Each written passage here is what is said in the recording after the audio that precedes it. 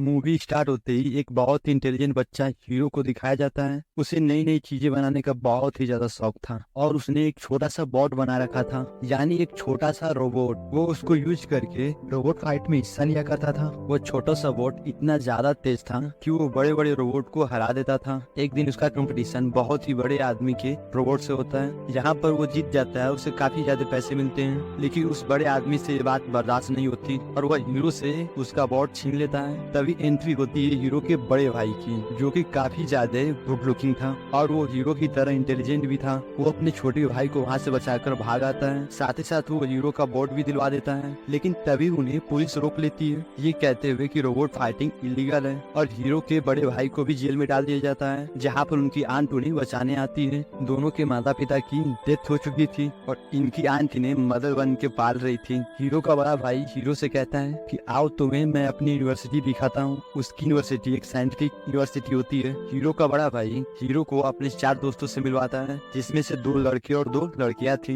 लेकिन उनमें से एक साइंस का स्टूडेंट नहीं होता है, क्योंकि हमेशा ड्रैगन कस्ट्यूम में रहता था। हीरो के बड़े भाई के बाकी सभी दोस्त अपनी इन्वेंशन दिखाने लगते हैं। तभी हीरो का बड़ा भाई उससे कहता है आओ तुम्हें मैं अपना इन्वेंशन दिखाता हूँ, और हीरो को वो अपने प्रयोगशाला में ले जाता है। वहाँ पर वो अपने भाई के हाथ पे टिप लगाता है और खींच लेता है। इससे उसे दर्द होता है और हीरो दर्द से आउच कहता है, और आउच की आवाज सुनकर उसके द्वारा बनाया हुआ रोबोट जिसका नाम बीमैक्स था एक्टिवेट हो जाता है। हीरो के बड़े भाई ने उससे बताया कि यह एक हेल्थ केयर रोबोट है, तो हीरो का बड़ा भाई उससे बताता है और इसके अंदर एक चिप है और यह काफी पॉजिटिव किस्म का डॉक्टर है। और बीमैक्स हीरो के बाजू पर किसी किस्म का स्प्रे करता है, जिससे हीरो के बाहों की जलन बिल्कुल ठीक हो जाती है। वो बात हीरो को काफी इंटरेस्टिंग लगती है। हीरो का बड़ा भाई ये बताता है कि ये तब तक डीएक्टिवेट नहीं होगा जब तक कि तुम ये न कह दो कि तुमने मेरी केयर बहुत अच्छी की। तब हीरो ऐसा ही कहता है। तब रोबोट अपने छोटू से बॉक्स में वापस चला जाता है और ये वो कवर होता है जिसमें वो चार्ज में हुआ करता था। तभी वहाँ पर कॉलेज का हेड आता है, जो उन सबकी बातें सुन रहा होता है। वो हीरो के हाथ में वही ब्लैक कलर का बर्ड देखता है, तो पूछता है कि ये क्या चीज है। तो हीरो उन्हें सब कुछ बताता है। तो वो कहते हैं कि मुझे भी इनमें काफी इंटरेस्ट है और मेरी बेटी को भी, वो भी काफी जीनियस है। तुम इस यूनिवर्सिटी में ऑडिशन के लिए अप्लाई करना और तुम्हारा भाई तुम्हें सब कुछ समझा देगा। अब वो लोग घर आते हैं तो हीरो का बड़ा भाई उसे सब कुछ बताने लगता है कि हर साल हमारी यूनिवर्सिटी में एक शो होता है। यूनिवर्सिटी के हेड को जिसका एडमिशन उनको सबसे अच्छा लगता है, उसका एडमिशन वो अपनी यूनिवर्सिटी में कर देते हैं, चाहे वो छोटी उम्र का बच्चा क्यों न हो। जिससे सुनकर हीरो बहुत एक्साइटेड होता है। आपकी यूनिवर्सिटी तो मेरी ड्रीम यूनिवर्सिटी है। फिर हीरो इस अपने इन्वेंशन पे मेहनत करने लगता है। जल्दी उसे ये समझ आ जाता है कि मुझे क्या करना चाहिए। उसने जो चीज बनाई थी तो वो थी तो बहुत छोटी, लेकिन काफी ज्यादा इम्प्रेसिव थी। उसने एक माइक रोबोट बनाया था जो कि एक बोट की तरह दिखता था और बोट की तरह ही काफी वो छोटा था, लेकिन वो एक नहीं थी, वो कई लाखों में थे। इसके साथ उसने अपने सर पर एक डिवाइस भी लगा रखी थी, जिससे वो मिनी रोबोट को कंट्रोल करने वाला था। शुरू में ये देखकर कोई खुश नहीं होता, लेकिन फिर हीरो उस पर एक एक्सपेरिमेंट करने लगता है। हीरो उन सभी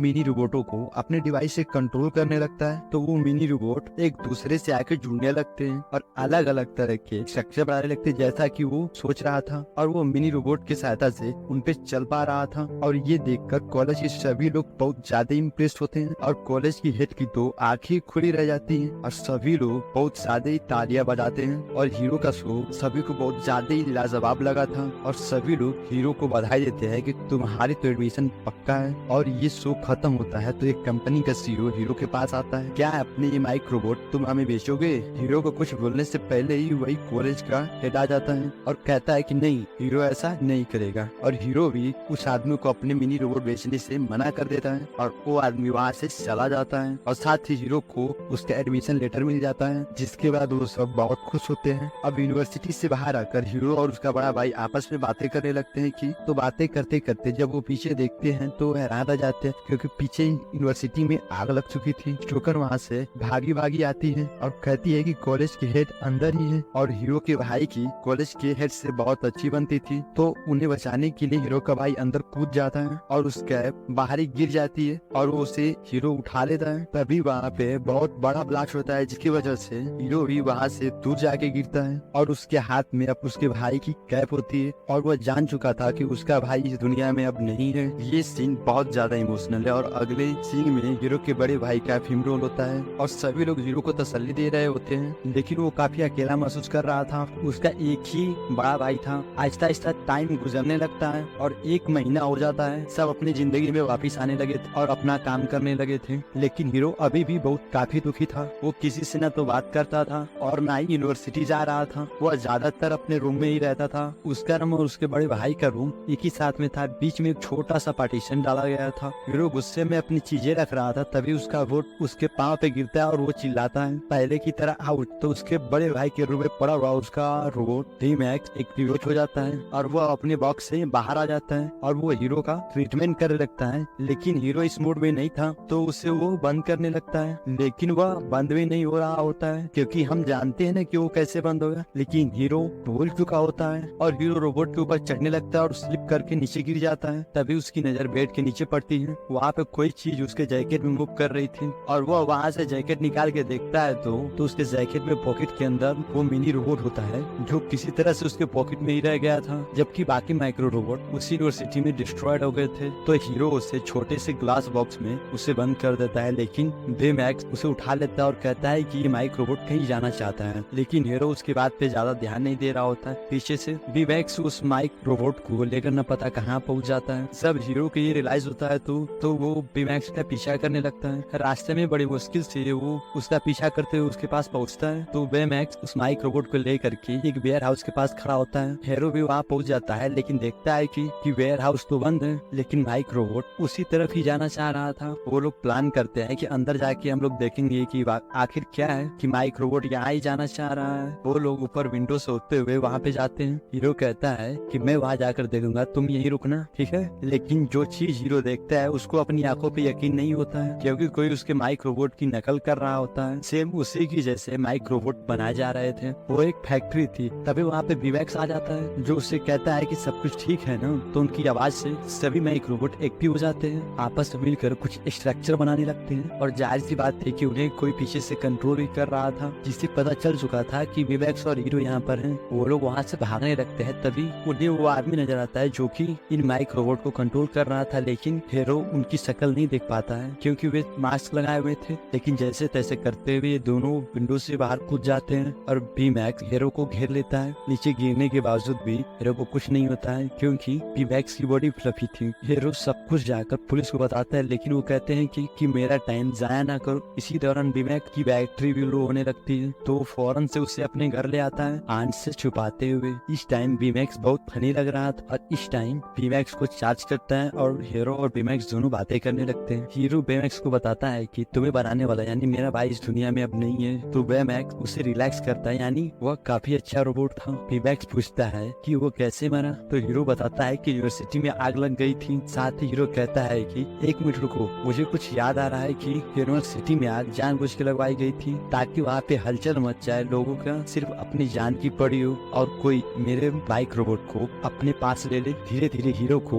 कुछ समझ में आने लग रहा था कि जो मास्क वाला व्यक्ति था उसी का काम हो सकता है, ताकि वो माइक रोबोट को छुड़ा करके उन जैसे कई माइक रोबोट बना सके। वो डी-मैक्स के साथ प्लान बनाता है कि हम इस आदमी को रोक के रहेंगे। हीरो डी-मैक्स पे हेल्थ वाले चिप को बाहर निकालता है और उसमें कई कराटे वाले स्किल को डालता है और वो उस चिप को दोबारा उसके अंदर डाल देता है और हीरो और डी-मैक्स उसी वेयर हाउस के पास पहुंच जाते हैं। तभी वहाँ का वही मास्क वाला व्यक्ति माइक रोबोट का काफी बड़ा स्ट्रक्चर बनाकर उन्हीं के पास आ रहा था और उसी जगह वहाँ पर एक वैन भी आती है, जो कि काफी मिस्टीरियस लग रही थी। लेकिन उसके अंदर हीरो के बड़े भाई के चारों दोस्त थे। लेकिन वहीं पर वो मास्क वाला व्यक्ति उन सभी पर अटैक करने लगता है। सभी लोग डर के वैन में बैठ जाते हैं और डी-मैक्स भी उनके वैन के ऊपर आ जाता है और वो लोग आगे आगे थे और वो मास्क वाला व्यक्ति उनके पीछे पीछे था। माइक रोबोट की स्पीड काफी ज्यादा थी। फिर अचानक से उनकी वैन पानी में गिर जाती है। तो मास्क वाला व्यक्ति समझता है कि शायद ये सभी लोग मारे जा चुके हैं। लेकिन डी-मैक्स अपनी बॉडी को बहुत ज्यादा फुला लेता है और सभी लोग उसके बॉडी को पकड़ लेते हैं और सभी लोग पानी के ऊपर आ जाते हैं, जहाँ पर किसी की भी जान नहीं जाती और वे सभी लोग बाहर आ जाते हैं। और बाहर आने के बाद वो सभी लोग घर जाते हैं और इस बात का पता लगाने के लिए कि आखिर वो मास्क वाला व्यक्ति था कौन। हो सकता है शायद वो वही कंपनी का CEO होगा जिसको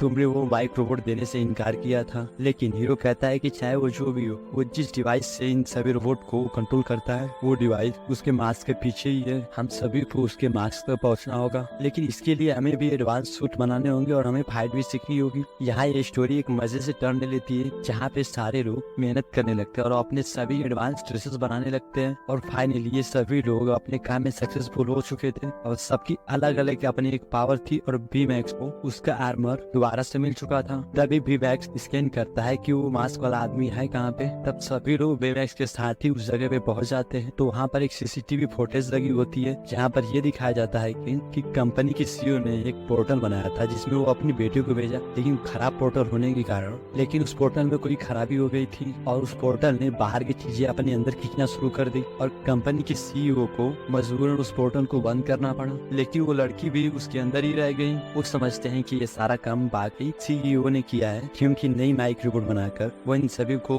कंट्रोल करना चाहता है और पोर्टल को फिर से रिकवर करना चाहता है। अभी वो बातें कर ही रहे होते तभी वहाँ पे वो मास्क वाला व्यक्ति आ जाता है और वो उन पे अटैक करने लगता है और सारे दूर जाकर गिरते हैं। लेकिन हीरो हार नहीं मानता, वो बेमैक्स के साथ उस पर अटैक करता है जिससे उस मास्क वाले आदमी का मास्क उतर जाता है और हीरो देखता है कि वो कोई और नहीं बल्कि कॉलेज का हेड है। सभी को पता था कि वो यूनिवर्सिटी में आग लगने की वजह से मारा जा चुका था, लेकिन वो इस माइक रोबोट की वजह से जिंदा था। यह वही है जिसने हीरो का माइक रोबोट चुराया है। हीरो कहता है कि मेरा भाई तुम्हारी वजह से मरा। वो बीमैक्स को ऑर्डर देता है कि इसे मार डालो, लेकिन बीमैक्स कहता है कि मैं एक हेल्थ केयर डॉक्टर हूँ और मैं इसको नहीं मार सकता। हीरो को कुछ नहीं समझ में आता। वो बीमैक्स के एक पॉजिटिव वाले चिप को बाहर निकाल देता है और कराटे वाले चिप को अंदर ही छोड़ देता है। अब वह इस काबिल हो चुका था कि वो उसे मार सके, लेकिन बाकी फ्रेंड वो उसे रोकने लगते हैं। वो कहते हैं कि ये ठीक नहीं है, तुम अभी बच्चे हो और तुम जेल भी जा सकते हो। और उसी दौरान हीरो के हाथ से उसका मास्क भी गिर जाता है और वो उस मास्क को हेड उठाकर बाहर चला जाता है अपने माइक रोबोट को यूज करके। और उसी समय उनके ग्रुप से एक लड़की पॉजिटिव चिप को दोबारा बीमैक्स के अंदर डाल देती है जिससे बीमैक्स दोबारा पॉजिटिव हो जाता है और अटैक नहीं कर पाता। हीरो को उन सभी पर काफी गुस्सा आता है और वो मैक्स को लेकर के वहाँ से चला जाता है और वो अपने गैरेज आता है और बीमैक्स से कहता है कि मैं तुम्हारे में से पॉजिटिव चिप निकाल दूंगा ताकि तुम उसे मार सको। हीरो से वो चिप बाहर नहीं आ रही होती। तभी बीमैक्स बताता है कि मैं आपको अपना एक्सेस नहीं दे सकता, मैं हमेशा पॉजिटिव रहना है। तभी हीरो कहता है आखिर क्यों? तो बीमैक्स उसे वो क्लिप दिखाने लगता है जो कि हीरो के बड़े भाई ने रिकॉर्ड की थी बीमैक्स को बनाते हुए। वो ये थी कि मैं हमेशा इसी तरह रखना चाहता हूँ और उसे एक पॉजिटिव रोबोट बनाकर जो कि इंसानों की जान बचाए। जब हीरो ये देखता है तो बहुत ही इमोशनल हो जाता है और वह रोने लगता है। तो बीमैक्स उसे चुप कराता है और वह उसके बाद वो बाकी फ्रेंड के पास जाता है और उनसे माफी मांगता है और सभी लोग आपस में गले मिलने लगते। बाकी सभी फ्रेंड उससे कहते हैं कि हमारे पास एक सीसीटीवी फुटेज लगी है। जब हीरो उस क्लिप को देखता है तो पता चलता है कि जिस लड़की को उस कंपनी के सीईओ ने उस पोर्टल में भेजा था और वो पोर्टल में ही रहेगी, वो कोई और नहीं कॉलेज के हेड की बेटी थी। इसलिए कॉलेज के हेड ने वो मिनी रोबोट छुड़ाया ताकि वो उस कंपनी के सीईओ से बदला ले सके। तभी हमको ये सीन दिखाया जाता है कि कॉलेज का वही हेड वो अपने मिनी रोबोट के साथ उसी जगह पहुंच जाता है जहाँ पे कंपनी का सीईओ अपनी नई बिल्डिंग का उद्घाटन कर रहा था। उसी समय उसी सीईओ का बनाया गया पोर्टल वो उसकी बिल्डिंग के ऊपर जोड़ देता है और उसे एक्टिवेट कर देता है, जिसके वजह से उसकी सारी की सारी बिल्डिंग उस पोर्टल के अंदर जाने लगती है और उसकी वजह से चारों तरफ तबाही हो गई थी। और उसी समय हीरो और हीरो के दोस्त वहाँ पे आते हैं और कहते हैं कि आप गलत कर रहे हैं, इससे हमारे मुल्क को नुकसान हो सकता है। लेकिन वो नहीं मानता है, वो अपना काम जारी रखता है। वो बीमैक्स पर भी अटैक कर देता है और बीमैक्स दूर जाकर गिरता है। इसी की वजह से हीरो भी बिल्डिंग के अंदर जाके गिरता है और अब आसपास के सभी बिल्डिंगों को अपने अंदर खींच रहा था, जिसकी वजह से हीरो भी उस पोर्टल के अंदर खींचा जा रहा था। तभी बीमैक्स हीरो को बचा लेता है और बाकी सभी दोस्त उस हेड के माइक रोबोट को रोक रहे होते हैं। हीरो उन सभी से कहता है कि हम इसको इस तरह से हरा नहीं सकते, हमें माइक रोबोट को अलग करना होगा। और ऐसा करते ही सभी माइक रोबोट अलग होकर पोर्टल के अंदर जाने लगेंगे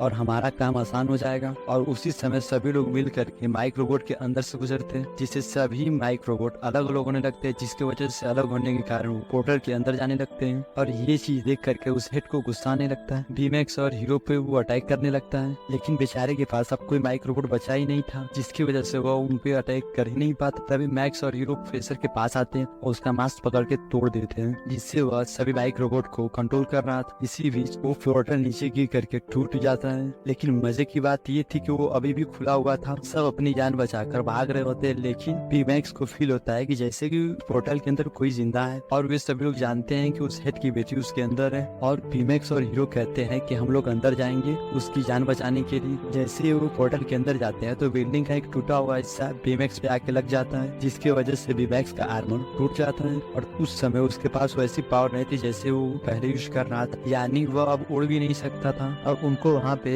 हेड की बेटी मिल जाती है, लेकिन उसका भी रॉकेट बंद हो चुका था। तभी बीमैक्स की ड्रेस का एक हाथ अभी भी ठीक था और वो वहाँ उड़ तो नहीं सकता था, लेकिन वो ऐसा कर सकता था कि वो बंद हुए रॉकेट में अपना हाथ लगा दे और शूट करते ही बॉर्डर से बाहर भेज दे। लेकिन ऐसा करने पर बीमैक्स खुद पोर्टल के अंदर ही रह जाता, क्योंकि पूरी फोर्स बीमैक्स को ही लगानी होती, जिसकी वजह से वो पीछे चला जाता। लेकिन हीरो कहता है कि नहीं, मैं ऐसा नहीं होने दे सकता। तभी बीमैक्स कहता है कि मैं ऐसा करूंगा, कि मुझे इंसानों को बचाने के लिए ही बनाया गया है। चलो शाबाश, जल्दी से बताओ कि तुम मेरी केयर से सर्टिफाइड हो, ताकि मैं डीएक्टिवेट हो जाऊं। वहाँ पर हीरो इमोशनल हो जाता है और कहता है कि बीमैक्स, मैं तुम्हारी केयर से हमेशा सेटिस्फाइंग था। और तभी बीमैक्स उस रॉकेट को शूट कर देता है और खुद पीछे की तरफ चला जाता है। अब वो रॉकेट और हीरो उस पोर्टल से बाहर आने लगते हैं, लेकिन बीमैक्स अभी भी अंदर होता है। तभी हम देखते हैं कि उस हेड की बेटी को हॉस्पिटल ले जाया जाता है और उस हेड को यानी प्रोफेसर को अरेस्ट कर लिया जाता है कि उसने इतना बुरा काम किया। और ये सभी लोग अपने अपने लाइफ में बिजी हो चुके थे, लेकिन हीरो अभी भी अपने भाई और बीमैक्स को नहीं भूला था। जब हीरो को बीमैक्स की याद आने लगती है तो वो उसका सूट निकाल के देखने लगता है, जहाँ पर उसको उसकी चिप मिलती है जिसने वो उससे निकाल दी थी। और हीरो भी काफी इंटेलिजेंट था, जो खुद अपना एक बीमैक्स बनाता है और उसने वही पुरानी चिप लगा देता है जिसमें बीमैक्स की पूरी मेमोरी होती है। और यहाँ पर बीमैक्स सेम टू सेम पहले की तरह बन जाता है और उसी समय हीरो उसे गले से लगा लेता है। और ये सभी बात वो अपने दोस्तों से बताने जाता है और अब वो डिसाइड करते हैं कि वो अपनी पावर का अच्छा यूज करेंगे। और इसी के साथ ये मूवी यहीं पे खत्म हो जाती है।